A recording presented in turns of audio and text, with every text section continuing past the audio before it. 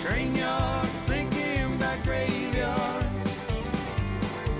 I wonder, Lord, what would they ever write on mine? Another soul laid to rest on cold Montana morning, just trying to make it north of 49. Well, morning guys. So we're back at the river spot here again. It's been about 10 days since we were here last. We pulled the traps out. Nothing was going on. No trees were getting cut, that sort of thing. So got a call here night before last. A tree got cut down. So we're back going after beavers again. Just looking quick. Seeing there's beaver track there. Here's the hind foot from a coon. So some more coon tracks along here again. Lots of little muskrat tracks all along here.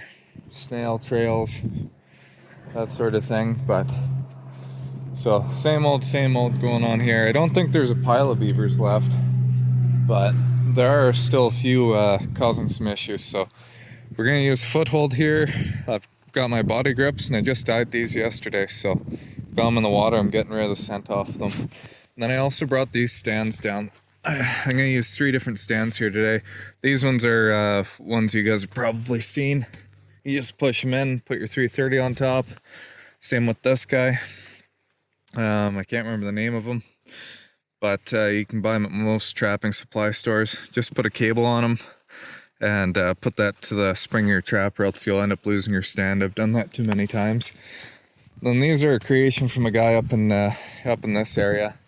Essentially, all they are is you put them over top of your body grips. So you find here's a trail where they're going up right there. You put your trap in there, jam that guy over top, and your trap sits inside. And you can actually lift up and lower it depending on how high you want it using those little holes there. So 3 little stands. We're gonna try something a little bit different. And I do have caster. We're going to bait with poplar sticks again like we were before. But this is their main cutting trail they're causing issues on. So we will cover that one and try and find a few more down this way now that the water's even lower than last time. So anyways, I'll... oh, there you go. There's some coon tracks. Fresh ones. But yeah, I'll set up and see what we can see here. I'll let you know. Okay, so we got everything in here that we're putting in. We got this foothold right here. It's got about 3.5, almost 4 feet of water. I'm not super happy on the depth, but I've set this foothold really shallow. It's about 2 inches under the water there.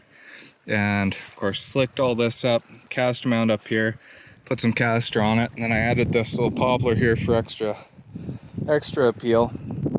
Now the issue with this foothold is if the water goes up 6 inches, 8 inches, all of a sudden, probably going to get a back foot catch. This will be 4 feet, just over 4 feet of water. Not super happy with that depth, but it should work if as long as it's not a huge beaver. And if it goes any lower, then the trap's going to be exposed, and you know, you could catch mink, could catch coon. Probably not going to catch a fox or coyote in it, but season's open for pretty well everything but mink, and obviously you can't catch otter here, but there are some otter tracks. I wish I would have taken some video before I stepped on them. But yeah, so footholds there, something I haven't seen before, so hopefully these ones that are shot of the traps will maybe go to that foothold. And then we got one of our trail sets here, and again, put my poplar up there so they can see it from the water really easily. And I also added a couple twigs down there, just help them spot it a lot easier. If there's no caster, no scent on any of that. There's more crayfish floating around here. Lots of coon, lots of mink tracks in here. Actually, there's mink tracks right there. And yeah, but here's another one. So I used that that H stand that I had there. I'm not really sure about using it for beaver just because it raises it off the ground there. I'm wondering if it's going to deter the beaver, but we're going to see. So again, poplars up top there. No, I thought that was an otter track. It's just a mink track or a coon track. So lots of fox, lots of coyote tracks down here. Again, there's a nice big buck mink track. Piles of coon tracks in here. We got that trap set up there. That one didn't get any love last time we were here. I think that was the only trap that wasn't at least set off. And there's those coon tracks I was talking about. So, there's some fresh mink tracks. And then again, if I wanted to catch the coon or the mink setting right up on here when the water gets higher, that's where they're going to be traveling through to try and stay dry.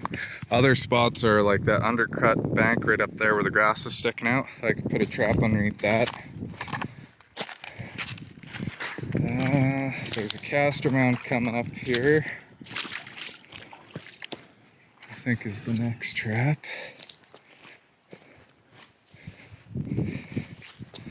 Yeah, right here. So again, this is a den that was kind of sunk in, so I used it to my advantage.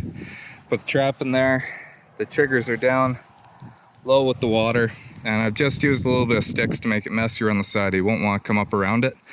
That's the lowest spot, a nice slope for him to get up.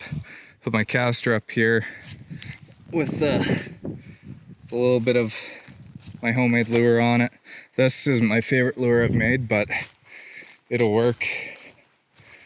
And then the main cutting trail where they were going up, I piled a whole bunch of sticks at the bottom to get their attention. And I used that trap with the stand I was going to show you guys.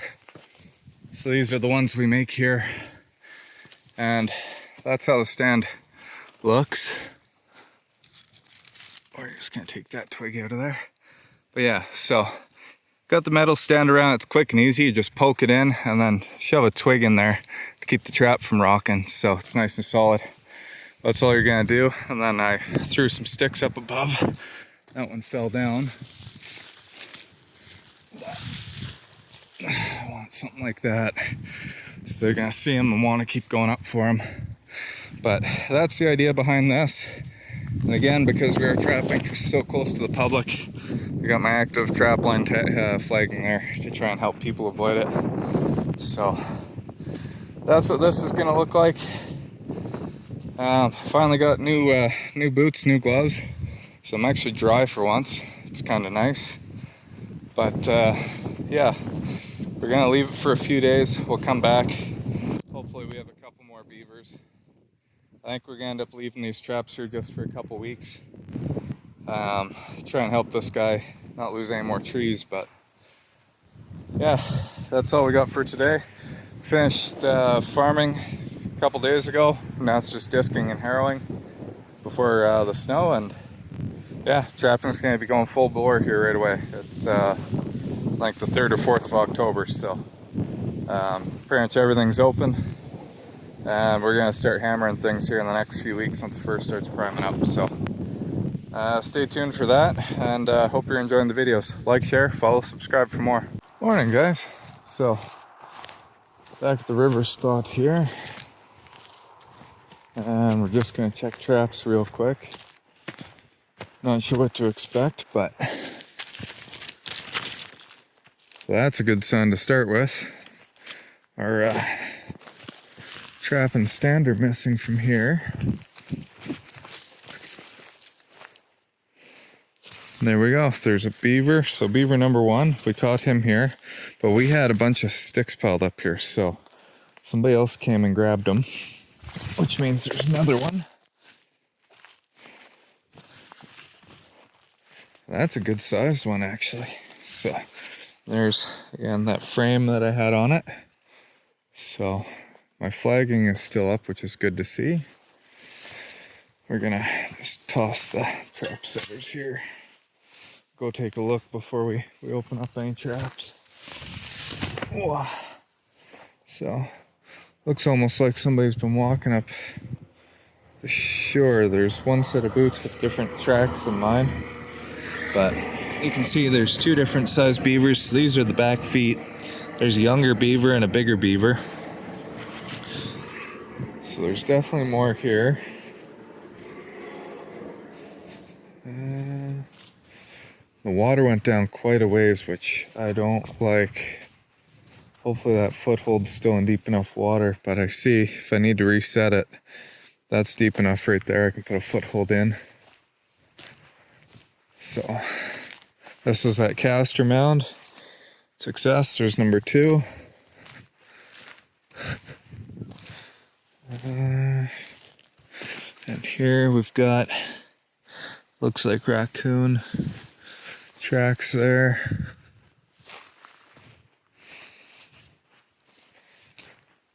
No, that wasn't one.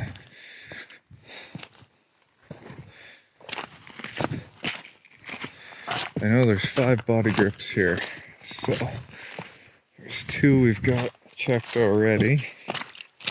Oh, and there's some fresh little mink tracks. Those are smaller ones. There. So there's our first one, and like I said, that one had no love last time we were here either. But good sized coyote track there. And again, we got more mink tracks, so these are great spots. If I'm still trapping in here, and by the beginning of November, I'd like to set some traps up and see if I can't get some mink out of here. So here's that trap in the stand, and I'm wondering if the beavers had shied away at all, but I don't see any tracks or anything from the beavers going up, so maybe they didn't see that up there.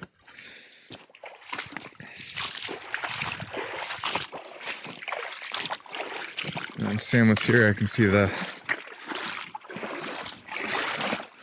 all the sticks and everything. This one looks a little bit better. But again, I'm not seeing any tracks or anything on here. They never grabbed these couple poplars. But we're gonna leave this set. Put that piece of grass up. And again, as far as mink sets go, there's a great spot for a body grip. It's right in front of that hole there. You can blend it in nicely. So, and then our last trap over here is that foothold. Doesn't look like anything's really going up there anymore. So, and actually right there would be another really good spot for a trap. It's a little bit big for a mink trap, like 120, but you might be able to fit 160 or 220 or 220 in there. Might work. So looks like somebody's pulled that out.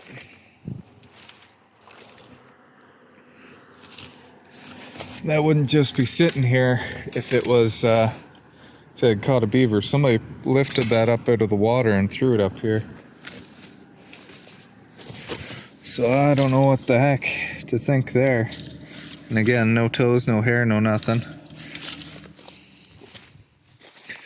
Somebody's been in here. I don't know why they didn't bother the body grips at all, but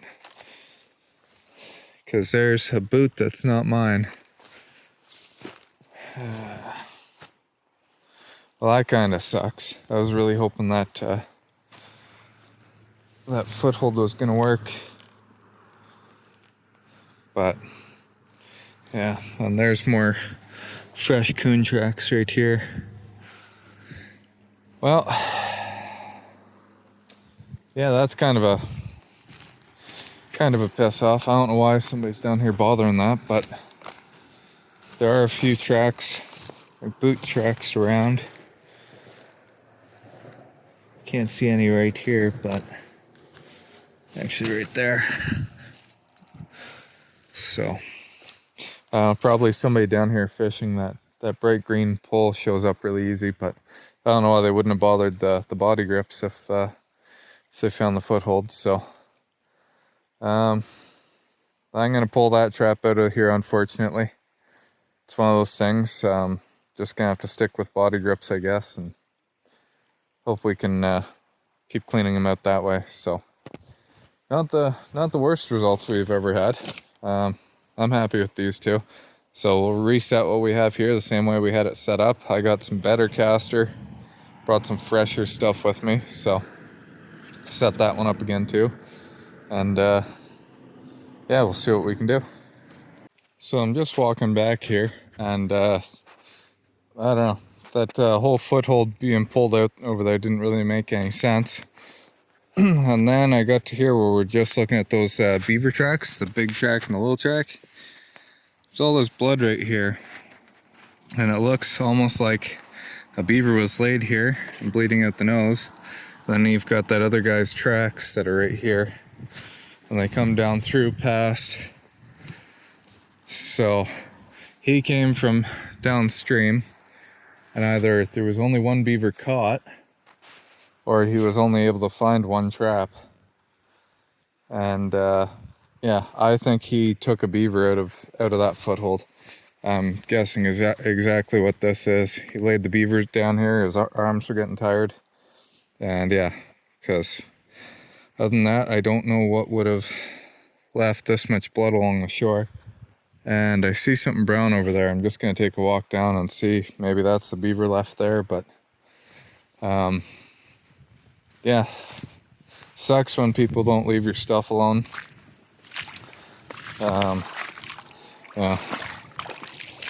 Yeah, that's all I can really say about that. But I'll go check and see if this is, maybe if you left the beaver up here or what.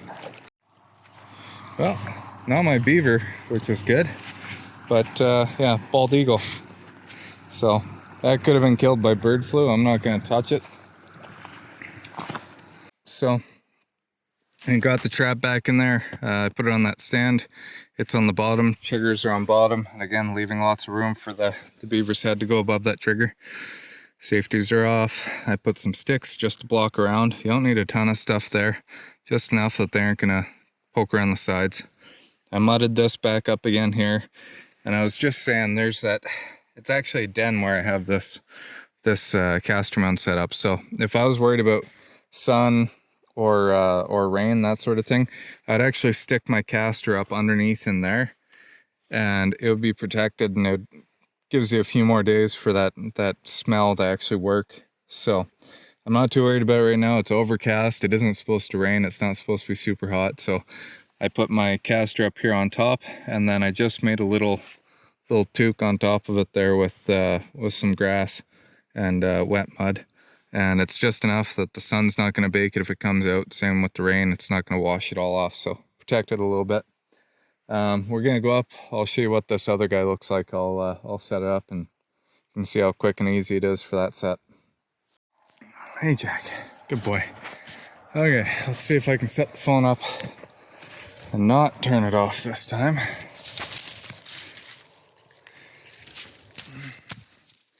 See if that'll hold. Sorry guys, I suck at filming here today, but oh well, can't win them all. So anyways, you set your trap, put it in place. I cleared out all the dirt before I did. I just pulled it all down. I threw some sticks out of the way.